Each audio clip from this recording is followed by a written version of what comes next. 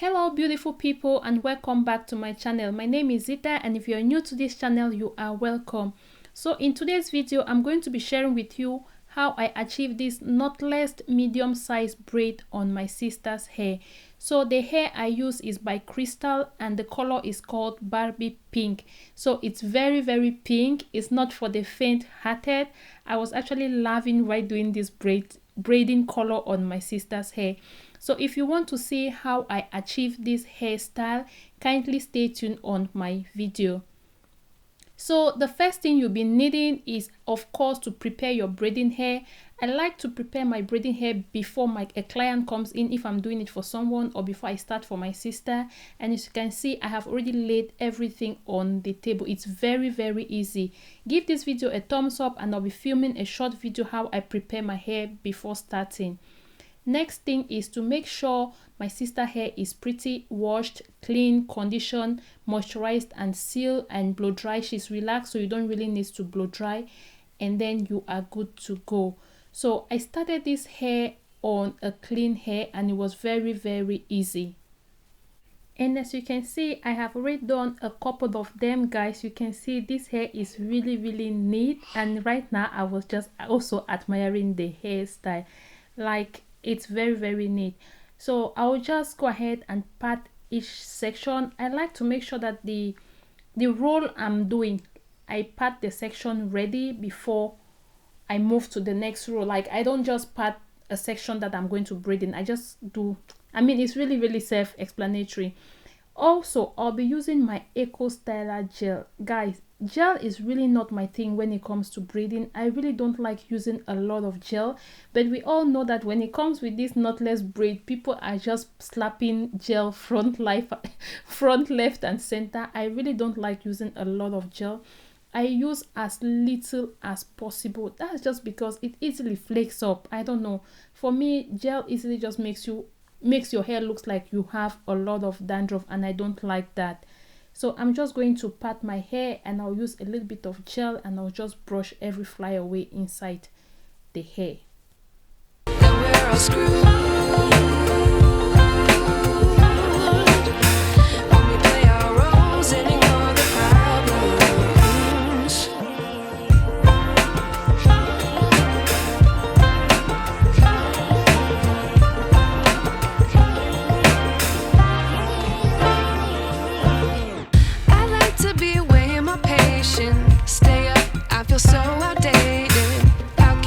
The other way, sun is out but the sky is gray. What would happen if I took a chance? It's always hard at first glance. I don't wanna, but I know I gotta do it. The truth is hard to swallow, I think I'll chew it.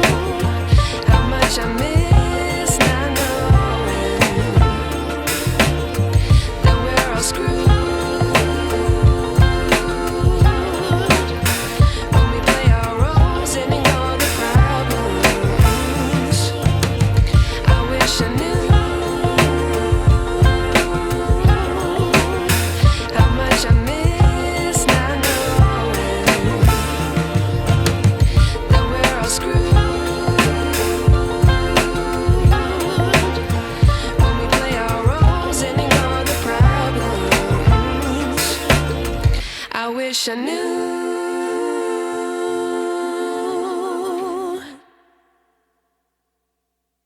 Guys, I'll be showing you a close-up on how I do one of the knotless braid. Just go ahead and cut your braid into the medium size or the small size or the large size you're braiding. It really doesn't matter, just stick with the size you are braiding. Then I like to use a little bit of gel to just smooth any flyaway of the hair and make sure your hairline is really straight. When that is done, send the rest of the hair to the side, and then you now go ahead and section your hair into 3 I mean your own hair, section it into 3 as if you want to do a braid. Then you start doing a braid about 1 or 2 times before you start to add your braiding hair. So this just helps the braid itself to be tight before you add your braiding hair. Once you add your braiding hair, only grab a section of it, then you braid, and then you send the remaining section to the inside the braid. I mean, guys, it's really self-explanatory. Just watch at what I'm doing. Like, just add the braid while braiding. Don't grab both braids, just grab just one side. I braid about 3 to 4 times, then I lift up my hand and I just start braiding normally. What I do is, I can't really tell you sometimes the exact amount of braiding hair I'm adding, but make sure you look at the size with the next braid so that the braiding size should be as similar as possible. And the reason I said so is because some section of different people's hair can be very thick and can also be light. For example, the front section of the hair is not so thick, so you might end up adding a bit more hair, while the middle section is thick and you don't need to add a lot of hair. So make sure you compare the size you're braiding with the one you have already braided, and just keep doing your thing. It's really easy.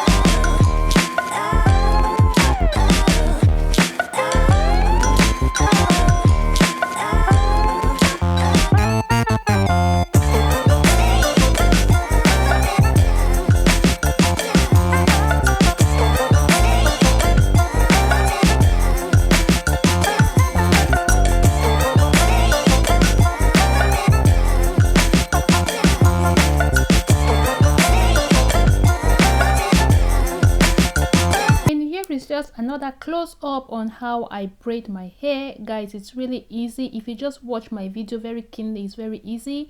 That's why I said it's good if you already have your braiding hair already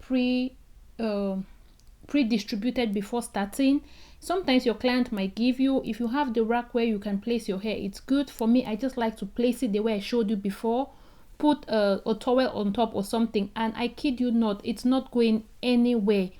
So once you're braiding, just add one hair, a stripe of the hair, then send the next one at the back, and then continue to grab your hair from where you placed your hair, add it, and then braid the first strand while you send the other one back to the back. It's really funny explaining, but just watch and you see, guys, it's really easy.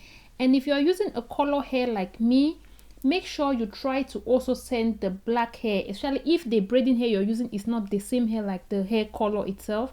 Make sure to send the braiding hair, the hair itself, at the back of the braiding hair, so you don't have that color everywhere. Yeah, it's really, just do that and then you'll really see a great difference. Sometimes if the person's hair is black and you're using a black hair, it's really easy. You just braid it anyhow. Someone cannot tell if it's the hair or the braiding hair.